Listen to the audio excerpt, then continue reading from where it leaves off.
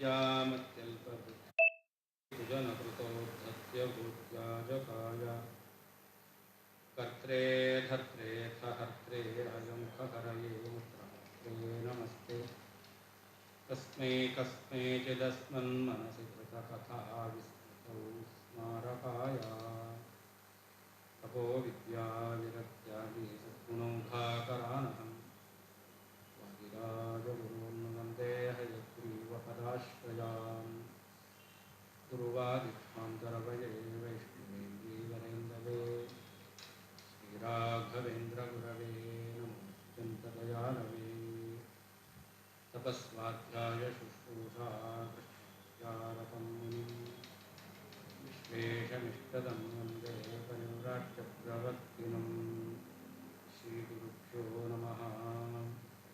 युक्तिस्तु दुर्बला साक्षात् सूत्रादाप्ततमोदितात् अतस्तवेषु त्वां हन्ति गुणे त्वन्यायकल्पना। ಯುಕ್ತಿ ಅದು ದುರ್ಬಲವಾಗಿದೆ. ಯಾವ ಸೂತ್ರಕಾರರು ಹೇಳಿದ್ದಾರಲ್ಲ ಅದು ಪ್ರಬಲ. ಯಾಕೆ? ಸೂತ್ರಕಾರರು ಆಪ್ತರಲ್ಲ, ಆಪ್ತತಮ, ಅತ್ಯಂತ ಬೇಕಾದವರು, ನಂಬಿಕೆಸ್ಥರು ಆಗಿದ್ದಾರೆ. ಯಾರು? ಸೂತ್ರಕಾರರು. ಅದರಿಂದ ಅವರು ಆಪ್ತರಾಗಿದ್ದಾರೆ. ಆಪ್ತರಾದ ವೇದವ್ಯಾಸ ದೇವರಿಂದ ಉಕ್ತವಾದಂತಹ ಯಾವ ಸೂತ್ರದಲ್ಲಿ ಆನಂದಮಯ ಅಭ್ಯಾಸ ಅಥವಾ ಜಗಜ್ಜನ್ಮಾದಿ ಕಾರಣ ಬ್ರಹ್ಮ ಅಂತ ಅವರು ಹೇಳಿದ್ದಾರೆ, ಅದು ಸೂತ್ರಕಾರರು ಹೇಳಿದ್ದು. ಅದರಿಂದಾಗಿ ಆನಂದ ಬ್ರಹ್ಮ ಪುಚ್ಛ ಅಂತಕ್ಕಂಥದ್ದು ಬ್ರಹ್ಮ, ಉಳಿದದ್ದು ಬ್ರಹ್ಮ ಅಲ್ಲ ಅನ್ನೋದು ಅದು ಅರ್ಥಾಲಬ್ಧ, ಯುಕ್ತಿಯಿಂದ ಲಬ್ಧವಾದದ್ದು. ಯುಕ್ತಿಗಿಂತಲೂ ಕೂಡ ಆಪ್ತವಾಕ್ಯ ಅಂತಕ್ಕಂಥದ್ದು ಶ್ರೇಷ್ಠವಾದದ್ದು. ಅದು ವೇದವ್ಯಾಸ ದೇವರೇ ಬ್ರಹ್ಮ ಆನಂದಮಯ ಅಂತ ಹೇಳಿದ್ದಾರೆ. ತತ್ ಆನಂದಮಯ, ಬ್ರಹ್ಮಶಬ್ದವಾಚ್ಯನಾದ ಭಗವಂತ ಆನಂದಮಯ ಅಂತ ಸೂತ್ರಕಾರ ಹೇಳಿರೋದ್ರಿಂದ ನೀವು ಹೇಳ್ತಕ್ಕಂಥ ಯುಕ್ತಿ ಯಾವುದು? ಪುಚ್ಛವನ್ನು ಬ್ರಹ್ಮ ಅಂತ ಹೇಳಿದ್ದಾರೆ, ಅದರಿಂದ ಉಳಿದದ್ದು ಬ್ರಹ್ಮ ಅಲ್ಲ ಅಂತಕ್ಕಂಥದ್ದು ಯುಕ್ತಿ. ಆದರೆ ಆನಂದಮಯನೇ ಬ್ರಹ್ಮ ಅಂತ ಹೇಳಿದ್ದು ಸೂತ್ರಕಾರರ ಮಾತು. ಇದರಲ್ಲಿ ಯಾವುದನ್ನು ಬಾಧಿಸುತ್ತೆ? ಸೂತ್ರಕಾರರ ಮಾತು ಯುಕ್ತಿಯನ್ನು ಬಾಧಿಸುತ್ತೆ. ಅದರಿಂದ ಯುಕ್ತಿಷ್ಟು ದುರ್ಬಲ. ಸಾಕ್ಷಾತ್ ಯುಕ್ತಿ ಅಂತಕ್ಕಂಥದ್ದು ಇದೆಯಲ್ಲ, ಅದು ಸಾಕ್ಷಾತ್ ಆಪ್ತತಮ ಉದಿತ. ಆಪ್ತತಮರಾದ ವೇದವ್ಯಾಸ ದೇವರಿಂದ ನೇರವಾಗಿ ಸೂತ್ರದಲ್ಲಿ ಹೇಳಲ್ಪಟ್ಟಿದ್ದು ಆನಂದಮಯ ಬ್ರಹ್ಮ ಅಂತ. ಅದರಿಂದ ನೀವೇನು ಅರ್ಥದಿಂದ ಲಬ್ಧವಾದದ್ದು ಅಂತ ಯುಕ್ತಿಯನ್ನು ಹೇಳ್ತಾ ಇದ್ದೀರಾ, ಅದು ದುರ್ಬಲವಾಗಿದೆ. ಅದರಿಂದ ಏನಾಯಿತು? ಅತಃ ತವೇಶು ತ್ವಾಂ ಹಂತಿ, ನಿನ್ನ ಬಾಣ ನಿನ್ನನ್ನೇ ಕೊಲ್ಲುತ್ತೆ. ನಿನ್ನ ಬಾಣ ಅದು ನಿನಗೇನೆ ಹಾನಿಕಾರಕವಾಗಿದೆ ಅಂತ. ಏನದು ಅವರ ನ್ಯಾಯ? ಗುಣೇ ತ್ವನ್ಯಾಯ ಕಲ್ಪನಾ ಅಂತ. ಅಪ್ರಧಾನವಾದರಲ್ಲಿ ಲಕ್ಷಣವನ್ನು ಮಾಡಬೇಕು ಅಂತ ಅವರ ನಿಯಮ. ಇಲ್ಲಿ ಅಪ್ರಧಾನ ಆಗಿದ್ದರೆ ಅದಕ್ಕೆ ಲಕ್ಷಣ ಮಾಡಬೇಕಾಗಿದೆ. ವೇದವ್ಯಾಸ ದೇವರು ಹೇಳಿದ್ದು ಪ್ರಧಾನವೇ ಆಗಿದೆ, ಅಪ್ರಧಾನ ಅಲ್ಲವೇ ಅಲ್ಲ. ಆದ್ದರಿಂದ ಲಕ್ಷಣ ಮಾಡಬೇಕು ಅಂತ ಸರಿ ಅಲ್ಲವೇ ಅಲ್ಲ. ಆದ್ದರಿಂದ ಬ್ರಹ್ಮಪುಚ್ಛಂ ಅಂತ ಹೇಳಿದರೂ ಕೂಡ ಅದಕ್ಕೆ ಪುಚ್ಛವು ಬ್ರಹ್ಮ ಅಂತ ಅರ್ಥ ಇಟ್ಕೊಳ್ಳೋಣ. ಅದರ ಉಳಿದ ಅವಯವಗಳು ಬ್ರಹ್ಮ ಅಲ್ಲ ಅಂತಾಗಲಿ, ಆನಂದಮಯ ಬ್ರಹ್ಮ ಅಲ್ಲ ಅಂತಾಗಲಿ ಸಿದ್ಧ ಆಗುವುದಿಲ್ಲ.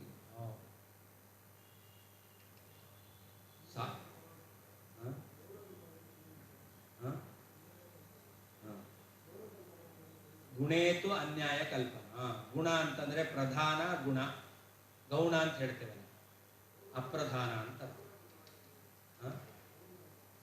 ಅದಕ್ಕೆ ಅವ್ರು ಹೇಳೋದು ಪ್ರಧಾನವಾದದ್ದು ಶ್ರುತಿ, ಗುಣ ಅಪ್ರಧಾನವಾದದ್ದು ಸೂತ್ರ. ಅಂದರೆ ಸೂತ್ರಕ್ಕೆ ಲಕ್ಷಣ ಮಾಡಬೇಕು, ಬೇರೆ ಅರ್ಥ ಮಾಡಬೇಕು. ಆನಂದಮಯ ಅಭ್ಯಾಸ ಅಂತ ಸೂತ್ರ ಇದೆಯಲ್ಲ, ಆನಂದಮಯನೇ ಬ್ರಹ್ಮ ಅಂತ ಮಾಡಬೇಕು ಅಂತಂದರೆ ಬ್ರಹ್ಮ ಪುಚ್ಛಂ ಪ್ರತಿಷ್ಠಾನ ಶ್ರುತಿ ಇದೆ. ಅಂದರೆ ಶ್ರುತಿಯಿಂದ ಪುಚ್ಛವು ಬ್ರಹ್ಮ ಅಂತಿರೋದು ಬರ್ತಾ ಇದೆ.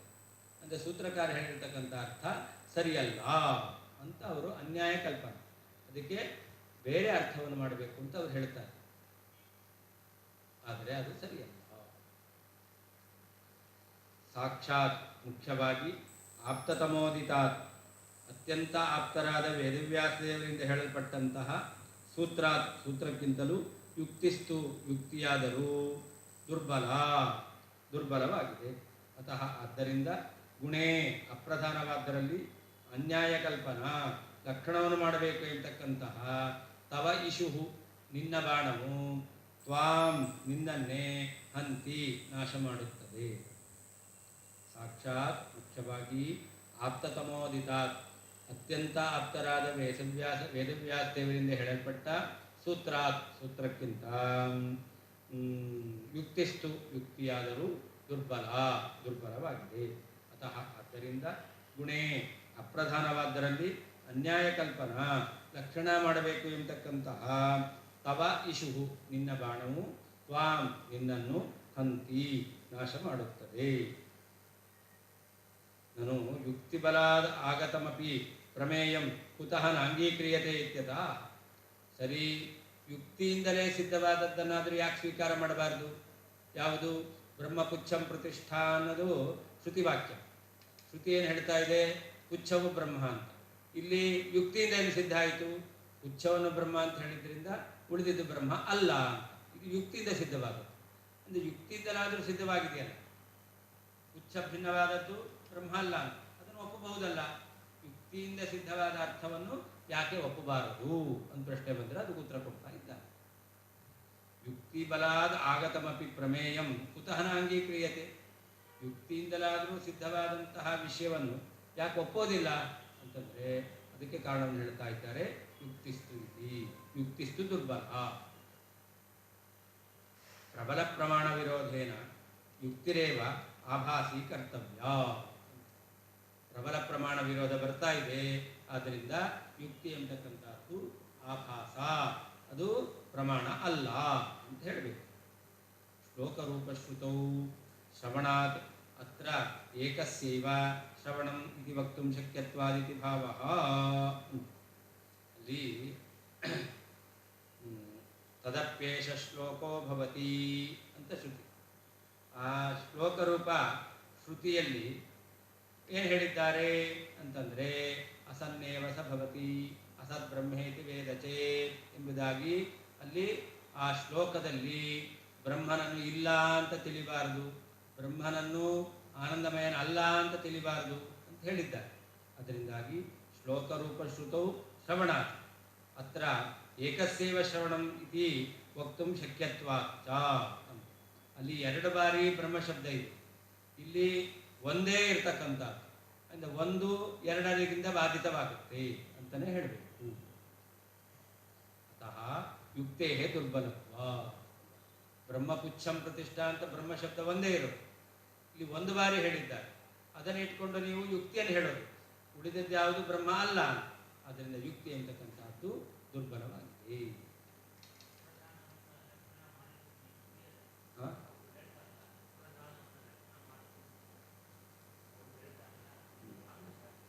ಅದೇ ಹೇಳಿದ್ದು, ಯಾವಾಗ ಪರಸ್ಪರ ವಿರೋಧ ಬಂತು ಆವಾಗ ಪ್ರಧಾನ ಅಪ್ರಧಾನ ಯಾವುದು ಅಂತ ನೋಡಬೇಕು.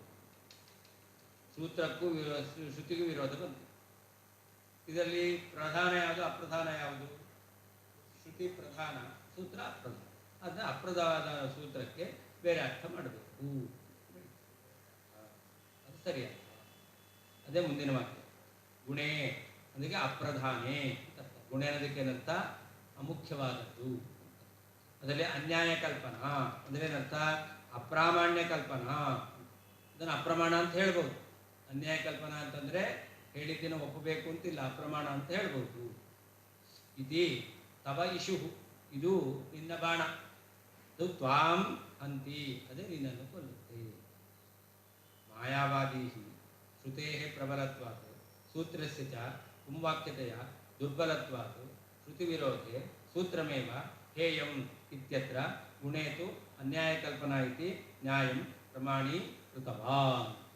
ಮಾಯಾವಾದಿಗಳು ಶ್ರುತಿಯು ಪ್ರಬಲ, ಸೂತ್ರ ಎಂತಕ್ಕಂಥದ್ದು ವೇದವ್ಯಾಸದೇವರ ಮಾತು, ಅಂದರೆ ಅವರಿಂದ ರಚಿತವಾದದ್ದು. ಆದ್ದರಿಂದಾಗಿ ಅಪೌರುಷೇಯವಾದ ಶ್ರುತಿಗಿಂತ ವೇದವ್ಯಾಸದೇವರಿಂದ ರಚಿತವಾದ ಬ್ರಹ್ಮಸೂತ್ರಗಳು ಅದು ಅಪ್ರಧಾನ ಅಂತ ಹೇಳ್ತಾರೆ. ದುರ್ಬಲ. ಶ್ರುತಿ ವಿರೋಧೆ ಸೂತ್ರಮೇವ ಹೇಗೆ ಇಂದ ಪ್ರಬಲವಾದ ಶ್ರುತಿಯಿಂದ ವಿರೋಧ ಬಂದಿದೆ ಅಂತಾದರೆ ಸೂತ್ರವನ್ನು ಬಿಡಬೇಕು ಎಂಬುದಾಗಿ ಅವರೇನು ಹೇಳ್ತಾರೆ, ಗುಣೇತ್ವನ್ಯಾಯ ಕಲ್ಪನಾ ಎಂತಕ್ಕಂಥ ನ್ಯಾಯವನ್ನು ಹೇಳ್ತಾರೆ. ಗುಣೇತು ಅನ್ಯಾಯ, ಅಪ್ರಧಾನವಾದರಲ್ಲಿ ಅಪ್ರಾಮಾಣ್ಯವನ್ನು ಹೇಳಬೇಕು.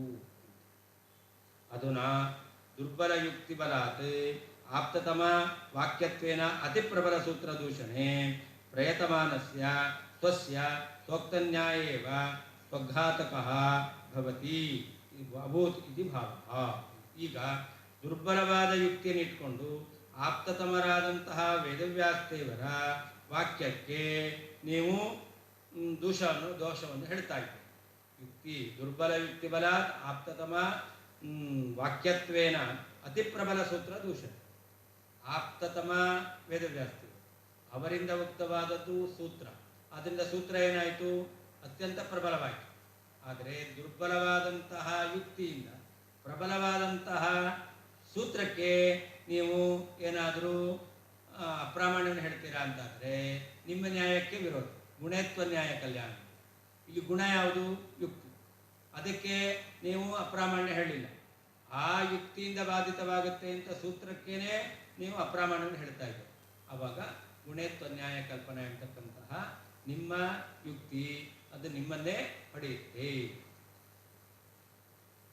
ಪ್ರಯತಮಾನಸ್ಯ ಸ್ವಸ್ಯ ಸ್ವೋಕ್ತ ನ್ಯಾಯ ಏವ ಸ್ವಘಾತಕಃ ಅಭೂತ್. ನಿನ್ನ ನ್ಯಾಯವೇ ನಿನ್ನನ್ನು ನಾಶ ಮಾಡ್ತಾ ಇದೆ.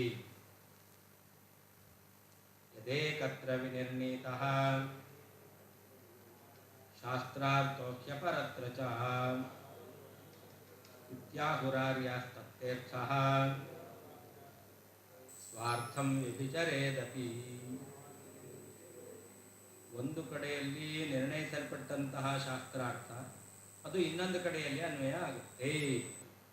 ಒಂದು ಕಡೆಯಲ್ಲಿ ನಿರ್ಣಯ ಮಾಡಿರ್ತಕ್ಕಂಥದ್ದು ಅದು ಇನ್ನೊಂದು ಕಡೆಯಲ್ಲಿಯೂ ಕೂಡ ಅನ್ವಯ ಆಗುತ್ತೆ ಎಂಬುದಾಗಿ ಜ್ಞಾನಿಗಳು ಹೇಳ್ತಾರೆ. ಆದ್ದರಿಂದ ನೀ ಹೇಳ್ತಕ್ಕಂಥ ಅರ್ಥ ಅದು ಏನಾಯಿತು, ಗುಣೇತ್ವ ನ್ಯಾಯ ಕಲ್ಪನಾ ಅಂತಿರೋದು.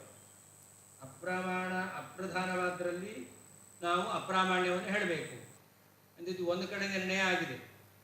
ಪ್ರಕೃತದಲ್ಲಿ ಯಾವುದು ಅಪ್ರಧಾನ? ಆಪ್ತತಮ ವಾಕ್ಯಕ್ಕಿಂತ ಯುಕ್ತಿ ಎಂಬತಕ್ಕಂಥದ್ದು ಗುಣ ಅಪ್ರಧಾನ.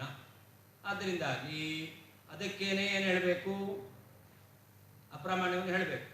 ಆದರೆ ನೀವೀಗ ಯುಕ್ತಿಯಿಂದ ಸೂತ್ರಕ್ಕೆ ವಿರೋಧ ಹೇಳಿಬಿಟ್ರೆ ಆವಾಗ ಈ ನ್ಯಾಯಕ್ಕೆ ವಿರೋಧ ಅಂತಕ್ಕಂಥ ವ್ಯಭಿಚಾರ ಅಂತಕ್ಕಂಥದ್ದು ಬರುತ್ತೆ. ಇದು ಯಾವ ಕಾರಣದಿಂದ ಏಕತ್ರ ಒಂದು ಕಡೆಯಲ್ಲಿ ವಿನಿರ್ಣೀತಃ ನಿರ್ಣಯಿಸಲ್ಪಟ್ಟಂತಹ ಶಾಸ್ತ್ರಾರ್ಥವು ಅಪರತ್ರಹಿ ಇನ್ನೊಂದು ಕಡೆಯಲ್ಲಿಯೂ ಕೂಡ ಅನ್ವಯವಾಗುತ್ತದೆ. ಇತಿ ಈ ರೀತಿಯಲ್ಲಿ ಆರ್ಯಾಹ ಜ್ಞಾನಿಗಳು ಆಹುಹು ಹೇಳುತ್ತಾರೆ. ತತ್ ಆದ್ದರಿಂದ ತೇ ಅರ್ಥ ನೀನು ಹೇಳ್ತಕ್ಕಂತಹ ಅರ್ಥವು ಸ್ವಾರ್ಥಂ ನಿನ್ನ ಯುಕ್ತಿಯನ್ನು ಕೂಡ ವ್ಯಭಿಚರೇ ಅಪಿ ವ್ಯಭಿಚಾರಗೊಳಿಸುತ್ತದೆ. ಇದು ಯಾವ ಕಾರಣದಿಂದ ಏಕತ್ರ ಒಂದು ಕಡೆಯಲ್ಲಿ ವಿನಿರ್ಣೀತಃ ನಿರ್ಣಯಿಸಲ್ಪಟ್ಟಂತಹ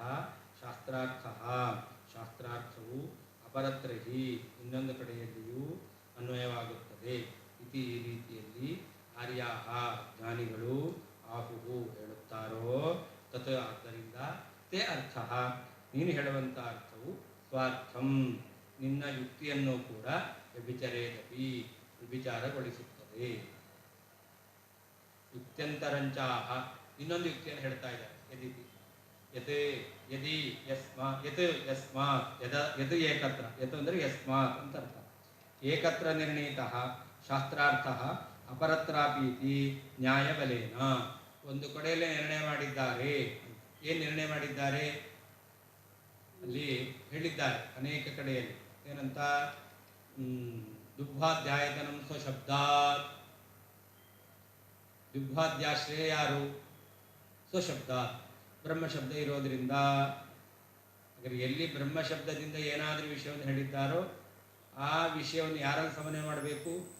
ಬ್ರಹ್ಮನಲ್ಲಿ ಅಂತ ಈ ರೀತಿಯಲ್ಲಿ ಒಂದು ಕಡೆ ನಿಯಮ ಮಾಡಿದ್ದಾರೆ. ದುಗ್ಧಾಧ್ಯಾಯತನತ್ವ ನಿರ್ಣಯ ಮಾಡಬೇಕು. ಅದು ಅಲ್ಲಿ ಮಾತ್ರ ಅಲ್ಲ, ಬೇರೆ ಕಡೆಯಲ್ಲಿಯೂ ಕೂಡ ಅದನ್ನೇ ನಿರ್ಣಯ ಮಾಡಬೇಕು. ಎಂಬುದಾಗಿ ಬ್ರಹ್ಮಶಬ್ದ ಇದೆ ಅಂತಾದರೆ, ಪರಮಾತ್ಮವಾಚಕ ಶಬ್ದ ಇದೆ ಅಂತಾದರೆ ಪರಮಾತ್ಮ ಪರವಾಗಿ ಅರ್ಥ ಮಾಡಬೇಕು ಅಂತ ಒಂದು ಕಡೆಯಲ್ಲಿ ನಿಯಮ ಮಾಡಿದ್ದು, ಅದನ್ನು ಇನ್ನೊಂದು ಕಡೆಯಲ್ಲೂ ಕೂಡ ಅನ್ವಯ ಮಾಡಿಕೊಳ್ಬೇಕು. ಇದು ನ್ಯಾಯ. ಇದು ನ್ಯಾಯಬಲೇನೈವ ಏಕತ್ರ ವಿಶಿಷ್ಯ ಉಕ್ತ ಶಾಸ್ತ್ರಾರ್ಥಸ್ಯ ಏವ ಅನ್ಯತ್ರಾಪಿ ಸಂಗ್ರಾಹ್ಯಾದಿತಿ ಭಾವ. ಒಂದು ಕಡೆಯಲ್ಲಿ ಹೇಳಿದ್ದನ್ನು ಇನ್ನೊಂದು ಕಡೆಯಲ್ಲೂ ಕೂಡ ನಾವು ಸಂಗ್ರಹ ಮಾಡಿಕೊಳ್ಬೇಕು. ಅಸ್ಯೈವ ನ್ಯಾಯಸ್ಯ ಉದಾಹರಣತೆಯ ಪ್ರಾಗಸ್ಮಾಭಿರಪಿ ವ್ಯಭಿಚಾರಃ ದರ್ಶಿತಃ. ಈ ನ್ಯಾಯವನ್ನು ಉದಾಹರಣೆ ಮಾಡಿಯೇ ನಾವು ಹಿಂದೆ ಅಸ್ಮಾಭಿರಪಿ ವ್ಯಭಿಚಾರಃ ದರ್ಶಿತಃ ಅಂತ ಎಲ್ಲಿ ಯುಕ್ತಿ ಅಂತಕ್ಕಂಥದ್ದಿದೆಯಲ್ಲ, ಅದು ಗುಣೇತ್ವ ನ್ಯಾಯ ಕಲ್ಪನಾ ಅಂತಿರೋದು. ಯಾವುದು ಅಪ್ರಧಾನವೋ ಅದಕ್ಕೆ ಅಪ್ರಾಮಾಣ್ಯವನ್ನು ಹೇಳಬೇಕು. ಯುಕ್ತಿ ಅಂತಕ್ಕಂಥದ್ದು ಅಪ್ರಧಾನ, ಯಾವುದಕ್ಕಿಂತ ವೇದವ್ಯಾಸದೇವರ ವಾಕ್ಯಕ್ಕಿಂತ, ಅದನ್ನು ಅಪ್ರಾಮಾಣ್ಯವನ್ನು ಯುಕ್ತಿಗೆ ಹೇಳಬೇಕು ಅಂತ ಅದನ್ನೇ ನಾವು ಹೇಳಿದ್ದೇವೆ.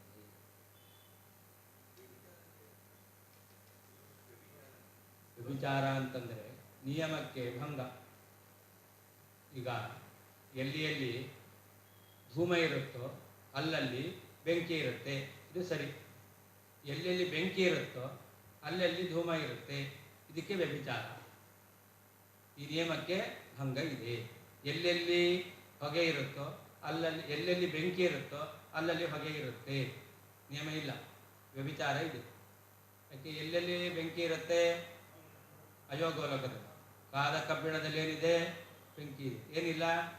ಹೊಗೆ ಇದೆ. ಅದರಿಂದ ವ್ಯಭಿಚಾರ ಬಂತು. ಬೆಂಕಿ ಇದ್ದಲ್ಲಿ ಹೊಗೆ ಇದೆ ಅಂತ ಹೇಳ್ತೇವೆ ಅಂತಂದರೆ ಅವಾಗ ಆ ನಿಯಮ ಇಲ್ಲ, ಅದನ್ನು ವ್ಯಭಿಚಾರ.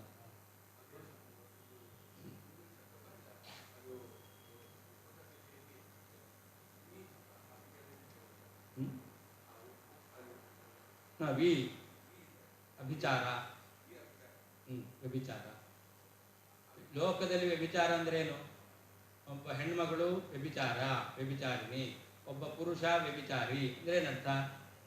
ಗಂಡನನ್ನು ಬಿಟ್ಟು ಬೇರೆ ಕಡೆ ಹೋಗ್ತಾಳೆ, ಹೆಂಡತಿಯನ್ನು ಬಿಟ್ಟು ಬೇರೆ ಕಡೆ ಹೋಗ್ತಾನೆ ಅಂತ ಅರ್ಥ ತಾನೆ. ಹಾಗೆ ಇಲ್ಲಿಯೂ ಕೂಡ ಧೂಮ ಅದು ವನ್ಯವನ್ನು ಬಿಟ್ಟಿದೆ. ಧೂಮಃ ವನ್ಯಂ ವ್ಯಭಿಚರತಿ. ಧೂಮಃ ವನ್ಯಃ ಧೂಮಂ ವ್ಯಭಿಚರತಿ ಅಂದರೆ ಏನರ್ಥ? ಬೆಂಕಿಯು ಧೂಮವನ್ನು ಬಿಟ್ಟಿದೆ. ಪುರುಷ ಹೆಂಡತಿಯನ್ನು ಬಿಟ್ಟಿದ್ದಾನೆ, ಸ್ತ್ರೀ ಪುರುಷನನ್ನು ಬಿಟ್ಟಿದ್ದಾಳೆ. ಬಿಟ್ಟಿದ್ದಾಳೆ ಅಂತಂದರೆ ಬಿಟ್ಟಿದ್ದಾಳೆ ಅಂತನೂ ಆಯಿತು, ಅಥವಾ ಪರಪುರುಷನ ಜೊತೆಯಲ್ಲಿ ಹೋಗಿದ್ದಾಳೆ ಅಂತ ಅರ್ಥ. ಎರಡೂ ಒಟ್ಟಿಗೆ ಇದ್ದರೆ ಅದನ್ನು ಸಾಮಾನಾಧಿಕರಣ್ಯ ಅಂತ ಹೇಳ್ತಾರೆ, ವ್ಯಾಪ್ತಿ ಅಂತ ಹೇಳ್ತಾರೆ. ಅದಿಲ್ಲ ಅಂತಂದರೆ ವ್ಯಭಿಚಾರ. ವ್ಯಾಪ್ತಿ ಅಂದರೆ ಒಟ್ಟಿಗೆ ಇರೋದು, ಒಟ್ಟಿಗೆ ಇರೋದು. ಎರಡು, ಧೂಮ ಇದ್ದಲ್ಲಿ ಬೆಂಕಿ ಇರುತ್ತೆ, ಧೂಮ ಇದ್ದಲ್ಲೆಲ್ಲ ಬೆಂಕಿ ಇದ್ದೇ ಇರುತ್ತೆ. ಧೂಮ ಇದೆ ಬೆಂಕಿ ಇಲ್ಲ ಅಂತಿಲ್ಲ, ಇದನ್ನು ವ್ಯಾಪ್ತಿ ಅಂತ. ಒಂದಿದ್ದಲ್ಲಿ ಇಲ್ಲಿ ಒಂದು ಇರಲೇಬೇಕು, ಸಹಚಾರ ನಿಯಮ.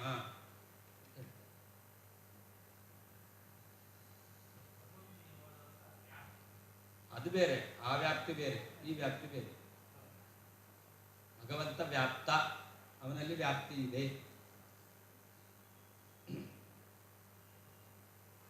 ಪಾದಸ್ಯ ಬ್ರಹ್ಮತೋಕ್ತೌ ಹಿ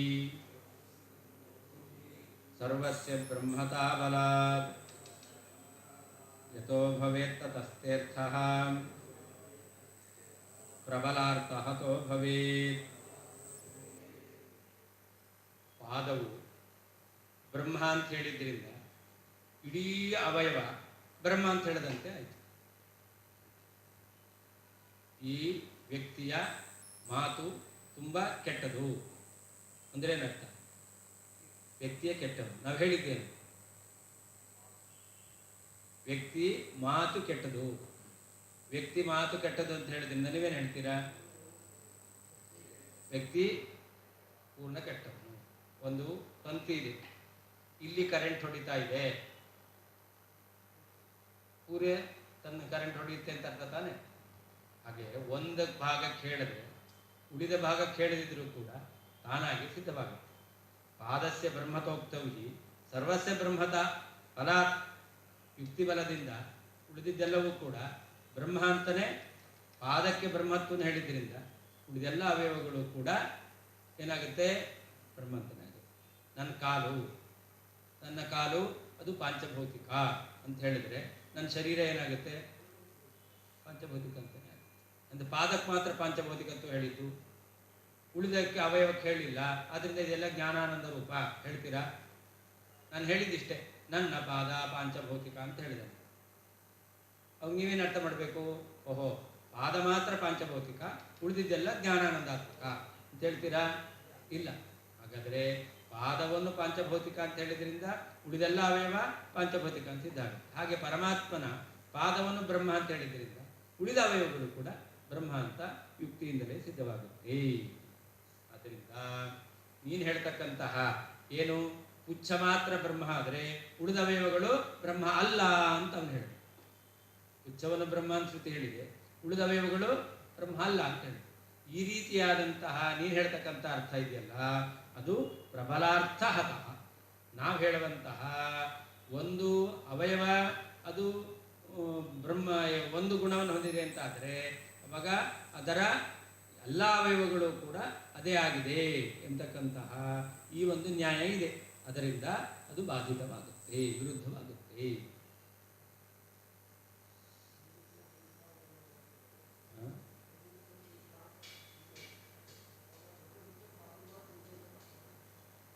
ಏನು? ಹೌದು, ಅದೇ ಅವ್ರು ಹೇಳೋದದು. ಅಲ್ಲ ಅಂತ ಹೇಳೋದು. ಹಾಗಲ್ಲ, ಅದು ಸರಿಯಲ್ಲ ಅಂತ ಹೇಳ್ತಾರೆ. ಪಾದ ಮಾತ್ರ ಬ್ರಹ್ಮ ಅಲ್ಲ. ನಾನು ಅದಕ್ಕೆ ಹೇಳಿದೆ, ನನ್ನ ಪಾದ ಪಾಂಚಭೌತಿಕ ಅಂತ ಹೇಳಿದರೆ ಉಳಿದಿದ್ದೆಲ್ಲ ಜ್ಞಾನಾನಂದಾತ್ಮಕ ಅಂತ ಅರ್ಥನ?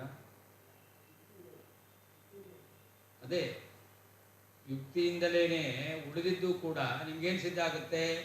ಪಾಂಚಭೌತಿಕ ಅಂತಲೇ ಸಿದ್ಧ ಆಗುತ್ತೆ. ಯುಕ್ತಿಯಿಂದ ಅಲ್ಲ ಸಿದ್ಧ ಆಗಲ್ಲ. ಅವ್ರು ಹೇಳಿದ್ದು ಪುಚ್ಛವನ್ನು ಬ್ರಹ್ಮ ಅಂತ ಹೇಳಿದ್ರಿಂದ ಉಳಿದದ್ದು ಬ್ರಹ್ಮ ಅಲ್ಲ ಅಂತ ನಾವು ಹೇಳ್ತಾ ಇದ್ದೇವೆ. ಪುಚ್ಛವನ್ನು ಬ್ರಹ್ಮ ಅಂತ ಹೇಳಿದ್ರಿಂದ ಉಳಿದಿದ್ದೆಲ್ಲವೂ ಬ್ರಹ್ಮವೇ ಆಯಿತು. ಬರಲ್ಲ.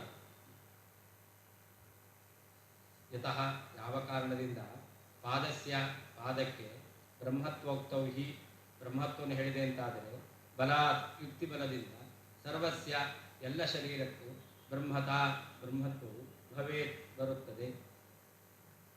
ತತಃ ಆ ಕಾರಣದಿಂದ ತೇ ಅರ್ಥಃ ನೀನು ಹೇಳಿದಂತಹ ಅರ್ಥವು ಪ್ರಬಲಾರ್ಥಹತಃ ಪ್ರಬಲವಾದ ಅರ್ಥದಿಂದ ಬಾಧಿತವಾದದ್ದು ಭವೇತ್ ಆಗುತ್ತದೆ.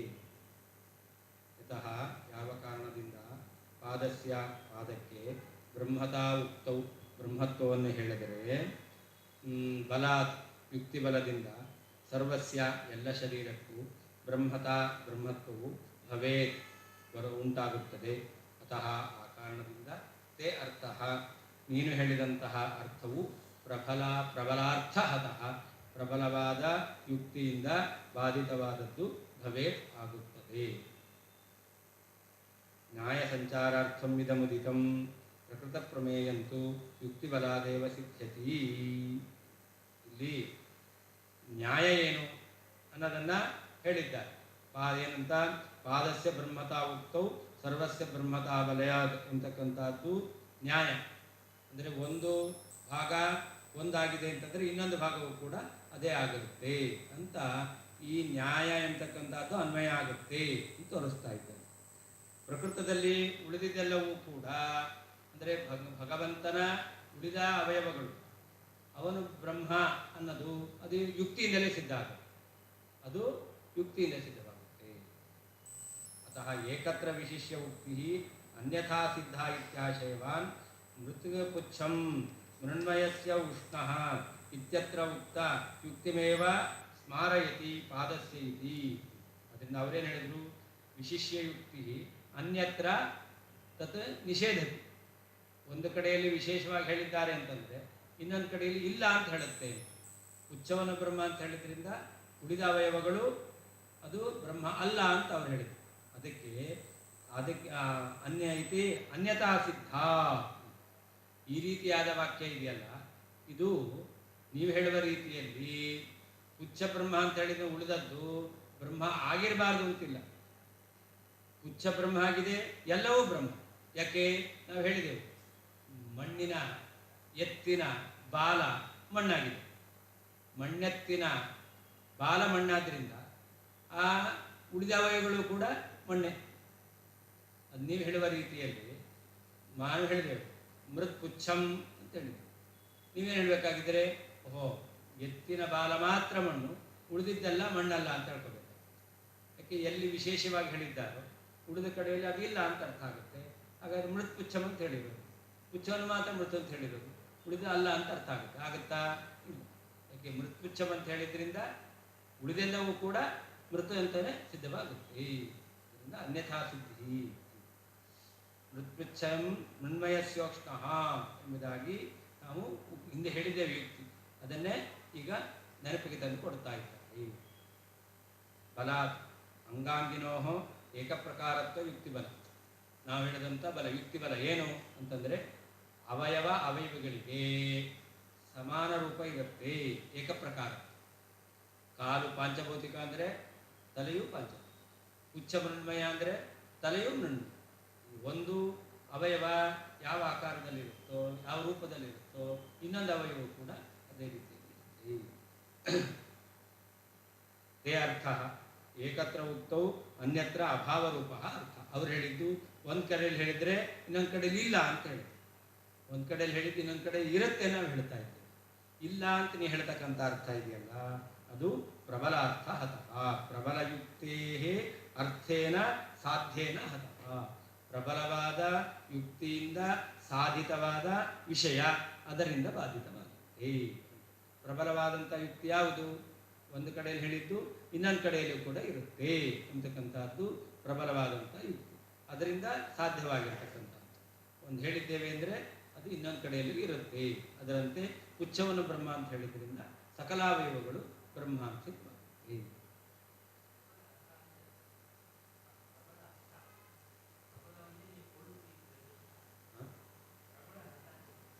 ಪ್ರಬಲಾರ್ಥ ಹತಃ. ಪ್ರಬಲವಾದ ಅರ್ಥದಿಂದ ನಾಶ ಮಾಡಲ್ಪಡುತ್ತೆ, ಬಾಧಿತವಾಗುತ್ತೆ.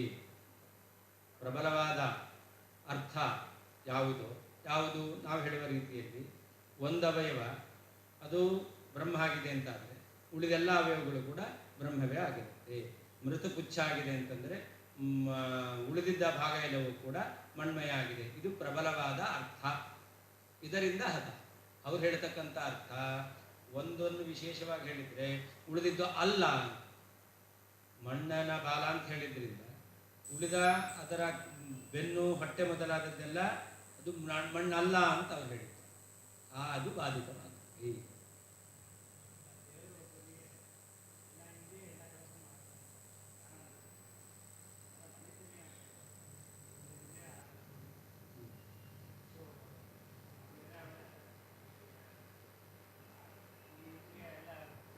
ದೇವರ ಒಂದಿಂದ್ರಿಯ ಎಲ್ಲ ಕೆಲಸವನ್ನು ಮಾಡುತ್ತೆ, ಜೀವರ ಒಂದಿಂದ್ರಿಯ ಎಲ್ಲ ಕೆಲಸವನ್ನು ಮಾಡುತ್ತೆ. ಸರಿ, ತಪ್ಪ್ಯಾಕೆ? ಇಲ್ವಾ? ನಾವು ಹೇಳಿದ್ದೇನು? ದೇವರ ಶಬ್ದ ಹೇಳ್ರಿ, ನೀವು ವಾಕ್ಯ ಹೇಳ್ರಿ ನನಗೆ. ದೇವರ ಒಂದು ಇಂದ್ರಿಯ. ದೇವರ ಇಂದ್ರಿಯ ಎಂಥದ್ದು? ದೇವರ ಇಂದ್ರಿಯ ಅಂದರೆ ಸ್ವರೂಪಭೂತವಾದ ಇಂದ್ರಿಯ. ಪರಮಾತ್ಮನ ಇಂದ್ರಿಯ ಎಂಥದ್ದದು? ಪರಮಾತ್ಮನ ಸ್ವರೂಪಭೂತವಾದ ಒಂದು ಇಂದ್ರಿಯ ಏನು ಮಾಡುತ್ತೆ? ಎಲ್ಲ ಕೆಲಸ. ಜೀವನ ಸ್ವರೂಪಭೂತವಾದ ಇಂದ್ರಿಯ ಇದೆಯಲ್ಲ, ಅದೇನು ಮಾಡುತ್ತೆ? ಎಲ್ಲ ಮಾಡುತ್ತೆ. ಇದೆಯಲ್ಲ, ಇದೇನಿದು? ಸ್ವರೂಪಭೂತವಾದ ಇಂದ್ರಿಯ ಅಲ್ಲ. ವ್ಯತ್ಯಾಸ ಗೊತ್ತಾಯ್ತಾ? ಪರಮಾತ್ಮನ ಸ್ವರೂಪಭೂತವಾದ ಇಂದ್ರಿಯ. ಪರಮಾತ್ಮನಿಗೆ ಪ್ರಾಕೃತ ಇಂದ್ರಿಯ ಇಲ್ಲವೇ ಇಲ್ಲ. ಪರಮಾತ್ಮನಿಗೆ ಪ್ರಾಕೃತ ಇಂದ್ರಿಯ ಇಲ್ಲವೇ ಇಲ್ಲ. ಅಂದರೆ ಪರಮಾತ್ಮನ ಸ್ವರೂಪಭೂತವಾದ ಇಂದ್ರಿಯ ಒಂದು ಇಂದ್ರಿಯ ಇನ್ನೊಂದು ಇಂದ್ರಿಯ ಕೆಲಸ ಮಾಡುತ್ತೆ. ಜೀವನ ಸ್ವರೂಪಭೂತ ಒಂದು ಇಂದ್ರಿಯ ಎಲ್ಲ ಕೆಲಸವನ್ನು ಮಾಡುತ್ತೆ.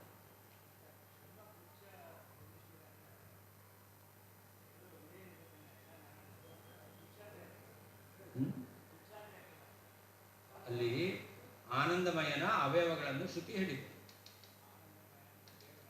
ಆನಂದಮಯ ಬ್ರಹ್ಮ, ತಸ್ಯ ಪ್ರಿಯಮೇವ ಶಿರಃ ಮೋದೋ ದಕ್ಷಿಣ ಪಕ್ಷ ಪ್ರಮೋದ ಉತ್ತರ ಪಕ್ಷ ಆನಂದ ಆತ್ಮ ಬ್ರಹ್ಮಗುಚ್ಛಂ ಪ್ರತಿಷ್ಠಾ ಅಂತ ಆನಂದಮಯನ ತಲೆ ಬಲಭಾಗ ಎಡಭಾಗ ಮಧ್ಯಭಾಗ ಕಾಲು ಇಷ್ಟು ಹೇಳಿದ್ರೆ ಎಲ್ಲ ಹೇಳೋದಂತ ಆಯಿತು.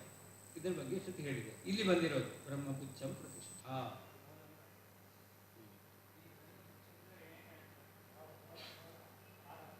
ಗುಚ್ಛ ಅಂದರೆ ಪಾದ,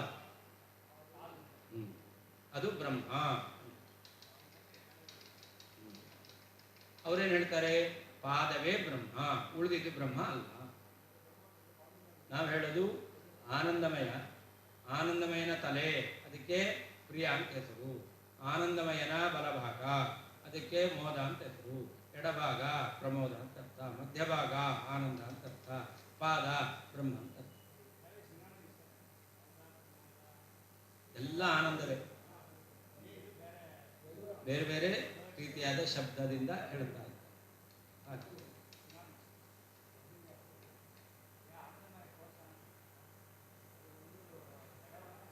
ಕೋಶ ಜಡ, ಆನಂದಮಯ ಕೋಶ ಜಡ. ಆನಂದಮಯ ಬ್ರಹ್ಮ ಅವನು ಚೇತನ, ಜಡವಾದದ್ದಿದೆ.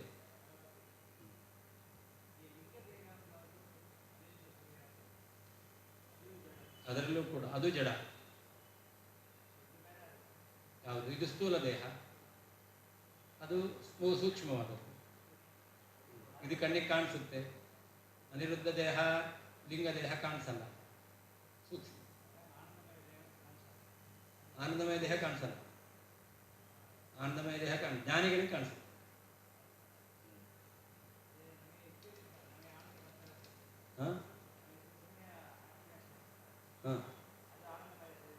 ಆನಂದಮಯ ಶರೀರದಿಂದ ಅಲ್ಲ, ಆನಂದ ಅನುಭವ, ಭೌತಿಕವಾದ ಆನಂದ ಮನಸ್ಸಿನಿಂದ ಬರುತ್ತೆ.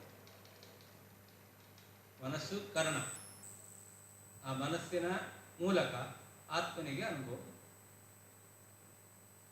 ಬರೋದು ಮನಸ್ಸಿನಿಂದ.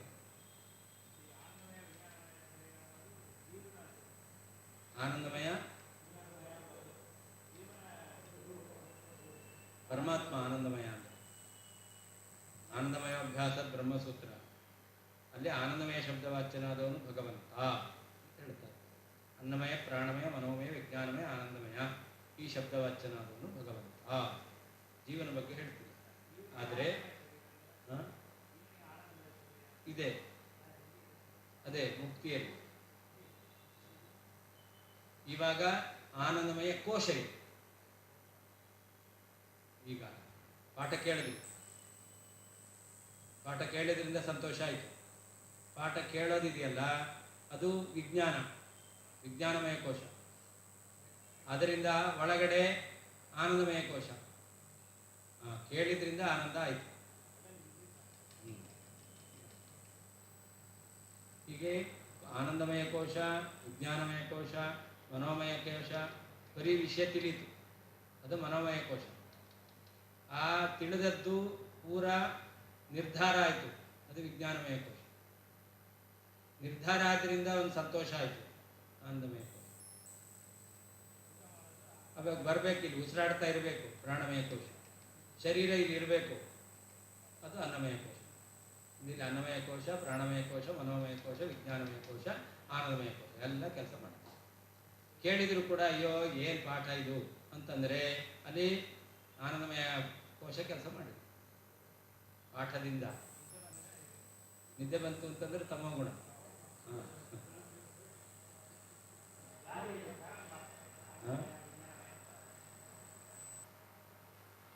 ಯಾರು?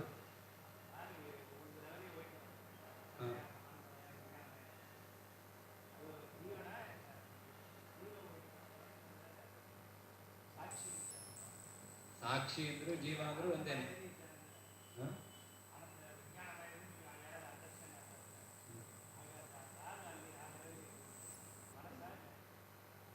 ಆತ್ಮ, ಮನಸ್ಸಿನ ಮೂಲಕ ಆತ್ಮ.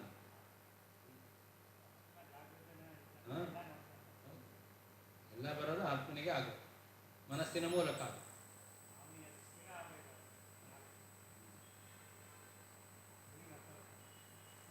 ಅದೇ ಕೇಳುವಾಗ ಮಾತ್ರ ಆನಂದ, ಆಮೇಲೆ ಇಲ್ಲ, ಮತ್ತೆ ಲೌಕಿಕವಾದದ್ದು ಕೇಳ್ತಾ ಇದ್ರೆ ಮತ್ತೆ ಆನಂದ.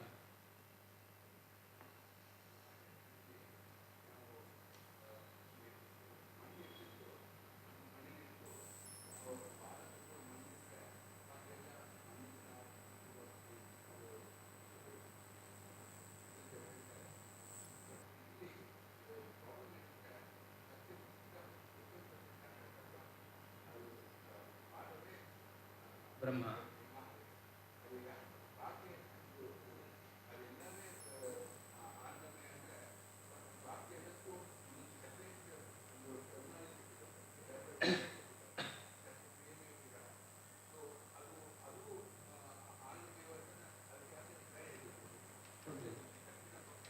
ಅದು ಬ್ರಹ್ಮ ಅಲ್ಲ ಅಂತ ಹೇಳಿಲ್ಲಲ್ಲ.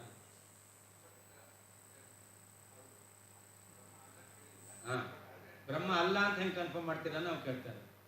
ಅವ್ರು ಹೇಳಿದ್ದು ಉಚ್ಚವನ ಬ್ರಹ್ಮ ಅಂತ ಹೇಳಿದ್ದಾರೆ, ಆದ್ರಿಂದ ಉಳಿದಿದ್ದು ಬ್ರಹ್ಮ ಅಲ್ಲ ಅಂತ ಅವ್ರ ಯುಕ್ತಿ.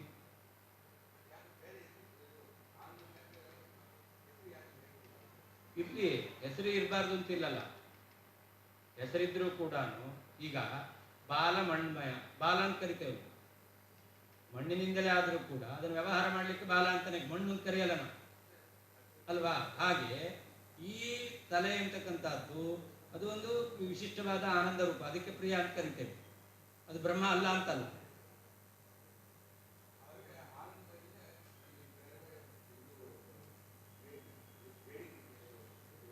ಆನಂದ, ಆನಂದದಲ್ಲಿ ಬೇರೆ ಬೇರೆ ಶಬ್ದವಾಚ್ಯತ್ವ ಇದೆ. ಯಾವ್ಯಾವ ಪದಾರ್ಥದಿಂದ ಆನಂದ ಬಂತೋ ಆಯಾ ಪದಾರ್ಥಕ್ಕೆ ಅನುಗುಣವಾಗಿ ಆ ಆನಂದದಲ್ಲಿ ವ್ಯತ್ಯಾಸವನ್ನು ಹೇಳುತ್ತೇವೆ. ವ್ರತದ ಊಟ ಮಾಡಿದ್ರೆ ಹೊಟ್ಟೆ ತುಂಬಿತು, ಅದೇ ವ್ರತ ಮುಗಿದ ಮೇಲೆ ಊಟ ಮಾಡಿದ್ರೆ ಅವಾಗ ಆರಾಮಾಯ್ತು, ಹೊಟ್ಟೆ ತುಂಬಿದ್ದು ಹೌದು ಅಲ್ವಾ, ಅವಾಗಲ್ಲಿ ಆನಂದ ಜಾಸ್ತಿ ಆಯಿತು. ಹಾಗಾದರೆ ಒಂದು ಆನಂದ, ಒಂದು ಮೋದ, ಇನ್ನೊಂದು ಪ್ರಮೋದ. ವ್ರತದ ಅಡಿಗೆ ಮೋದ, ಹೊಟ್ಟೆ ತುಂಬಿತು. ವ್ರತ ಇಲ್ಲ ಅಂತಂದ್ರೆ ಪ್ರಮೋದ. ಹೊಟ್ಟೆ ತುಂಬಿತು ಆನಂದ ಆಯಿತು ಸಮಾನವೇ. ಆದರೆ ಹೊಟ್ಟೆ ತುಂಬಿದ್ರಿಂದ ಇನ್ನು ನಾಲ್ಗೆಗೆ ಇನ್ನೂ ಹೆಚ್ಚು ರುಚಿ ಬಂತು, ಅದು ಪ್ರಮೋದ.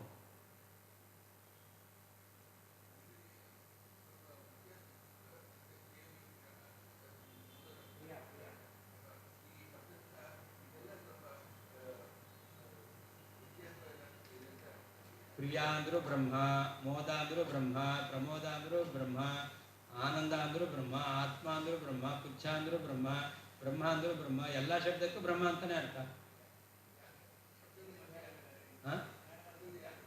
ಭಗವಂತನ ಆ ಅನುಸಂಧಾನ ಮಾಡ್ರಿ ಅಂತ, ಭಗವಂತನ ಉಪಾಸನೆ ಹೀಗೆಲ್ಲ ಮಾಡಬೇಕು ಅಂತ. ಎಲ್ಲ ಬ್ರಹ್ಮ ಭಗವಂತನದ್ದೇ ರೂಪ. ಭಗವಂತನ ನಾರಾಯಣ ಒಂದು ರೂಪ ಸಾಲದ, ಹೈಗ್ರೀವ, ಧನ್ವಂತರಿ, ಕಪಿಲ, ಮತ್ಸ್ಯ, ಕೂರ್ಮ ಅವರೆಲ್ಲ ಹಾಕಬೇಕು. ಹಾಗೆ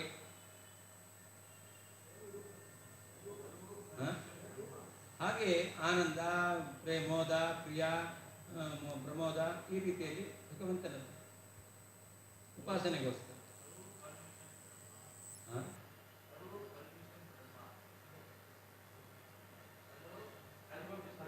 ಸರ್ವಂ ಖಲು ಇದಂ ಬ್ರಹ್ಮ, ಸರ್ವಂ ಖಲು ಇದಂ ಬ್ರಹ್ಮ. ಏನರ್ಥ? ಇದಂ ಸರ್ವಂ ಪರಮಾತ್ಮನ ಇದೆಲ್ಲ ಬ್ರಹ್ಮ, ಅದನ್ನು ಮುಂದೆ ಹೇಳ್ತಾರೆ. ಇವರೆಲ್ಲ ಬ್ರಹ್ಮ ಅಂತ ಅರ್ಥ ಅಲ್ಲ, ಭಗವಂತನ ಇದೆಲ್ಲ ಬ್ರಹ್ಮ.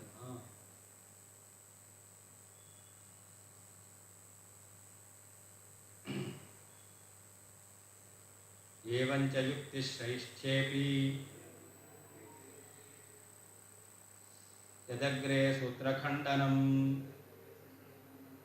ಅರ್ಥಾದುತ್ಸೂರ್ಥ ಭಾಷ್ಯತ್ವಂ ಉತ್ತರತ್ರಾಪಿ ತದ್ವದೇತ್. ಆನಂದಮಯ ಬ್ರಹ್ಮ ಅಂತ ಹೇಳಲಿಕ್ಕೆ ಯುಕ್ತಿ ಪ್ರಬಲವಾಗಿದೆ. ಆನಂದಮಯ ಬ್ರಹ್ಮ ಅಂತ ಸಮರ್ಥನೆ ಮಾಡಲಿಕ್ಕೆ ಬೇಕಾದಷ್ಟು ಪ್ರಬಲವಾಗಿರ್ತಕ್ಕಂತಹ ಯುಕ್ತಿ ಇದೆ. ಆದರೂ ಕೂಡ ಅವರೇನು ಮಾಡ್ತಾರೆ, ಸೂತ್ರಕ್ಕೆ ವಿರುದ್ಧವಾಗಿ ಆನಂದಮಯ ಬ್ರಹ್ಮನಲ್ಲ ಅಂತ ಅವರು ಹೇಳ್ತಾರೆ. ಈ ರೀತಿಯಲ್ಲಿ ಅವರು ಏನು ಅರ್ಥವನ್ನು ಹೇಳ್ತಾ ಇದ್ದಾರಲ್ಲ, ಅದು ಮುಂದಿನ ಸೂತ್ರಗಳಲ್ಲೂ ಕೂಡ ಅವರು ಸೂತ್ರಕ್ಕೆ ವಿರುದ್ಧವಾಗಿ ಹೇಳ್ತಾರೆ ಅನ್ನೋದನ್ನು ಹೇಳ್ತಾ ಇದ್ದಾರೆ. ಮೊದಲನೆಯ ಅಧಿಕರಣದಲ್ಲಿಯೇ ಸೂತ್ರಕ್ಕೆ ವಿರುದ್ಧವಾಗಿ ಅವರ ಅರ್ಥ ಹೇಳಿದ್ರಿಂದ ಮುಂದಿನ ಅಧಿಕರಣಗಳಲ್ಲೂ ಕೂಡ ಸೂತ್ರಕ್ಕೆ ವಿರುದ್ಧವಾಗಿ ಅವರು ಹೇಳ್ತಾರೆ ಅನ್ನೋದನ್ನು ಸೂಚಿಸ್ತಾ ಇದೆ. ಯುಕ್ತಿಶ್ರೇಷ್ಠ್ಯೇಪಿ ಯದಗ್ರೇ ಸೂತ್ರಖಂಡನಂ. ಅನೇಕ ಶ್ರೇಷ್ಠವಾದ ಯುಕ್ತಿಗಳಿದೆ, ಹಾಗಿದ್ರೂ ಕೂಡ ಸೂತ್ರಕ್ಕೆ ಅನುಗುಣವಾಗಿ ಅರ್ಥ ಮಾಡಲ್ಲ, ಸೂತ್ರವನ್ನು ನೀವು ಖಂಡನೆ ಮಾಡ್ತೀರಾ ಅಂತಂದರೆ ಅರ್ಥಾತ್ ಉತ್ಸೂರ್ಥ ಭಾಷ್ಯತ್ವ ಉತ್ತರತ್ರ. ಉಳಿದ ಕಡೆಯಲ್ಲೂ ಕೂಡ ಉತ್ ಸೂತ್ರ ಭಾಷ್ಯ, ಸೂತ್ರಕ್ಕೆ ವಿರುದ್ಧವಾಗಿ ನಿಮ್ಮ ಭಾಷ್ಯ ಇದೆ ಅಂತಕ್ಕಂಥದ್ದನ್ನು ಅರ್ಥಾತ್ ಹೇಳಿದ್ರು. ಮೊದಲನೇದಲ್ಲೇ ಹೀಗೆ ಮಾಡಿದಿರ ಅಂದಮೇಲೆ ಮುಂದಂತೂ ಮಾಡೇ ಇರ್ತೀರಾ ಅನ್ನೋದು ಸಿದ್ಧವಾಗ್ತದೆ. ಏವಂಚ ಈ ರೀತಿಯಲ್ಲಿ ಯುಕ್ತಿಶ್ರೇಷ್ಠೇಪಿ, ಯುಕ್ತಿಗಳ ಪ್ರಾಬಲ್ಯ ಇದ್ದರೂ ಕೂಡ ಅಗ್ರೆ ಮೊದಲಿನಲ್ಲಿಯೇ ಆನಂದಮಯೋಭ್ಯಾತಂ ಸೂತ್ರದಲ್ಲಿಯೇ ಯತ್ ಸೂತ್ರಖಂಡನಂ, ಯಾವ ಸೂತ್ರವನ್ನು ನಿರಾಕರಣೆ ಮಾಡಿದ್ದೀರೋ ತತ್ ಅದು ಉತ್ತರತ್ರಾಪಿ, ಮುಂದಿನ ಸೂತ್ರಗಳಲ್ಲಿಯೂ ಕೂಡ ಉತ್ಸೂತ್ರ ಭಾಷ್ಯತ್ವ, ಸೂತ್ರಕ್ಕೆ ವಿರುದ್ಧವಾಗಿರ್ತಕ್ಕಂತಹ ಭಾಷ್ಯಕಾರಿತ್ವವು ಅರ್ಥಾತ್ ಆರ್ಥಿಕವಾಗಿಯೇ ವದೇ ಹೇಳುತ್ತದೆ. ಏವಂಚ ಈ ರೀತಿಯಲ್ಲಿ ಯುಕ್ತಿಶ್ರೇಷ್ಠ್ಯೇಪಿ, ಯುಕ್ತಿಗಳ ಪ್ರಾಬಲ್ಯ ಇದ್ದರೂ ಕೂಡ ಅಗ್ರೆ ಆನಂದಮಯಾಭ್ಯಾಸದ ಮೊದಲನೇ ಸೂತ್ರದಲ್ಲಿಯೇ ಯತ್ ಯಾವ ಸೂತ್ರಖಂಡನಂ, ಸೂತ್ರದ ನಿರಾಕರಣೆ ಅಂತಕ್ಕಂಥದ್ದಿದೆಯೋ ತತ್ ಅದು ಉತ್ತರತ್ರಾಪಿ, ಮುಂದಿನ ಸೂತ್ರಗಳಲ್ಲಿಯೂ ಕೂಡ ಉತ್ಸೂತ್ರ ಭಾಷ್ಯತ್ವ, ಸೂತ್ರ ವಿರುದ್ಧವಾದ ಭಾಷ್ಯಕಾರಿತ್ವವು ಅರ್ಥಾತ್ ಆರ್ಥಿಕವಾಗಿ ವದೇ ಸಿದ್ಧವಾಗುತ್ತದೆ, ಹೇಳುತ್ತದೆ.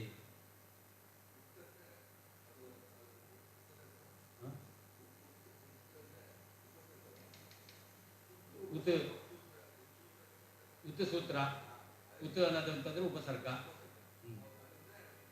ಮೀರಿದ್ದು ವಿರುದ್ಧವಾದದ್ದು ಅಂತ. ಉನ್ಮಾರ್ಗಗತ ಅಂತ ಹೇಳ್ತಾರೆ. ಉನ್ಮಾರ್ಗಗತ ಅಂದ್ರೇನು? ದಾರಿ ಬಿಟ್ಟೋದವನು. ದಾರಿ ಬಿಟ್ಟೋದವನು ಅಂದ್ರೇನು?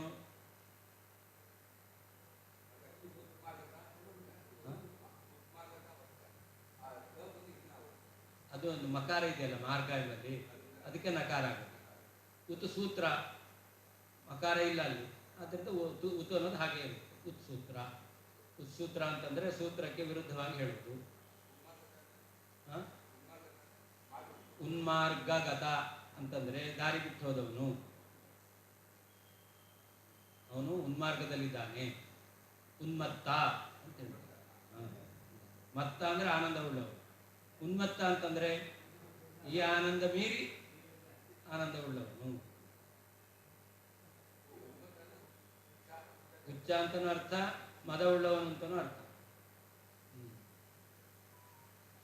ಉತ್ತಪ್ತ, ಉತ್ತಪ್ತ, ಉತ್ತಪ್ತ ಉತ್ಕಟತ್ ಪ್ರಕಟಕಟಕಟಧ್ವಾನ ಸಂಘಟನ ಉತ್ತಪ್ತ, ಉತ್ಕೃಷ್ಟವಾಗಿ ತಪ್ತ.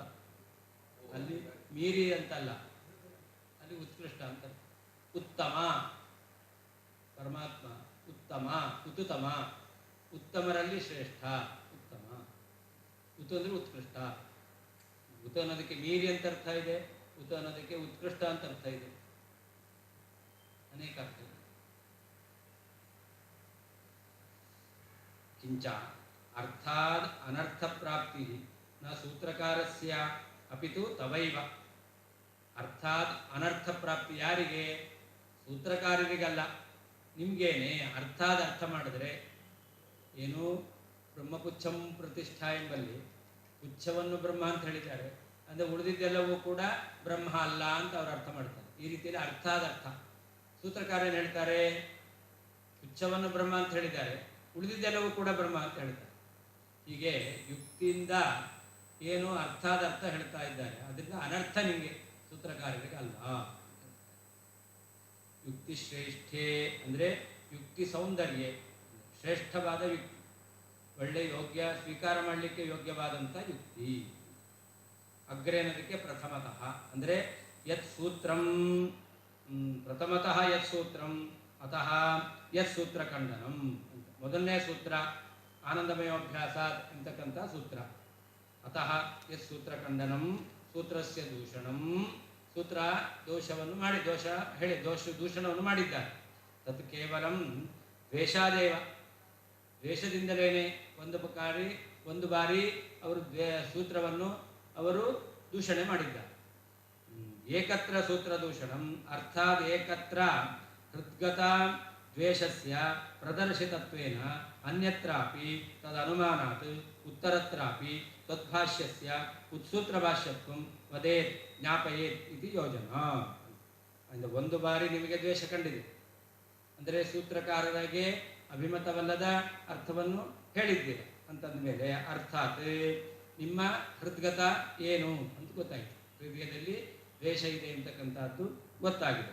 ಆದ್ದರಿಂದ ಒಂದು ಬಾರಿ ಸೂತ್ರಕ್ಕೆ ವಿರುದ್ಧವಾದ ಅರ್ಥವನ್ನು ಹೇಳುವ ಮೂಲಕ ಹೃದ್ಗತವಾದ ದ್ವೇಷವನ್ನು ಪ್ರದರ್ಶನ ಮಾಡಿದ್ದೇನೆ, ತೋರಿಸಿದ್ದೇನೆ.